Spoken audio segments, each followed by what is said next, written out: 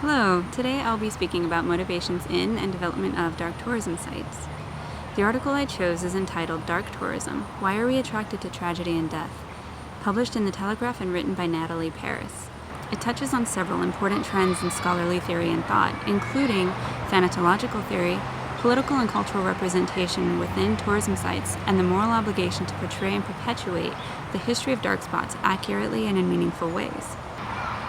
Through her own deductions, discussions with colleague Adrian Bridge, and referencing Professor J. John Lennon of Glasgow Caledonian University in London, Paris explores the history of and fascination with dark tourism, noting the poignancy and value of the physical experience. She cites Lennon's assertions that such visits are motivated by a desire for actual and symbolic accounts of death, and that visiting dark tourism sites may be a crucial way for us to learn the lessons of the past. This is reminiscent of Philip Stone and Richard Sharpley's thanatological framework on the consumption of dark tourism, in which they find that dark tourism, quote, facilitates the reconstruction of a meaning system for individuals, creating an opportunity to confront and contemplate mortality moments from a perceived safe distance. Additionally, Paris explores the value of such locations within both cultural and political contexts and the implications of resulting variations in interpretation. Further, Lennon stresses the importance of historical accuracy in the development of dark tourism sites, while acknowledging potential variations due to cultural or national contextual interpretation. He states, quote, when we look at which sites are maintained and developed, and which are not, it provides an insight into which are acceptable and unacceptable histories. But development of such sites is imperative to remembering the gravity of historically significant events. Lennon further states, quote, to remain silent and to not record and interpret these events for tourists may encourage future generations to ignore or forget these terrible periods of human history. Dark tourism, like our dark history, occupies an important part of our understanding of what it is to be human. Slave castles are one such example of dark sites that must be preserved and experienced. Historical accuracy and sensitivity to this unresolved conflict are crucial for these sites to perpetuate the extensive and complex gravity of slavery on the lives of people around the world who have little to no symbolic or physical representation of this devastating and abrupt change to their ancestral heritage.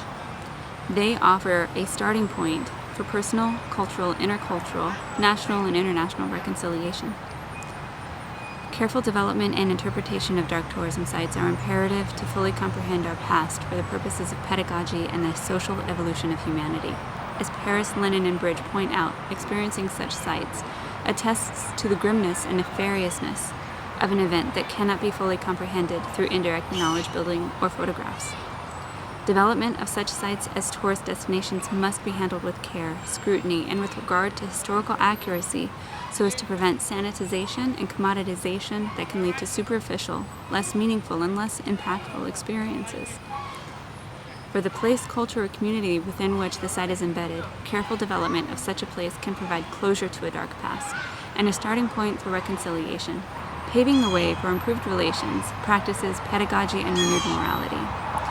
For tourists and visitors, dark spots offer not only a learning experience to better understand consequences and implications of historical decisions and actions, but it can also provide individuals with an opportunity to recollect or connect to an event that affected their history and/or heritage. As I mentioned, however, these places must be developed with care.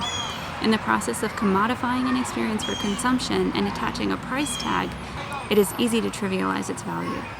Developers risk reducing the effort put into preserving and interpreting our past to only that which is needed to turn a profit, which in turn risks the site's integrity, value, and historically relevant meaning. To successfully develop a meaningful dark tourism site, many things must happen. Not only must the site be historically accurate, but it must also demonstrate sensitivity to the local community and living descendants affected by the events that took place there. Insight from those affected by the event or site can better inform meaningful interpretation that is relevant to current circumstances. In some cases, national interests that could inhibit a site's development might need to be considered and addressed to ensure the site will be sanctioned and preserved.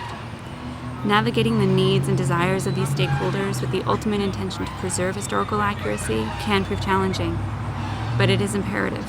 Additionally, the needs and desires of visitors must be considered in order to develop an experience that will draw interest.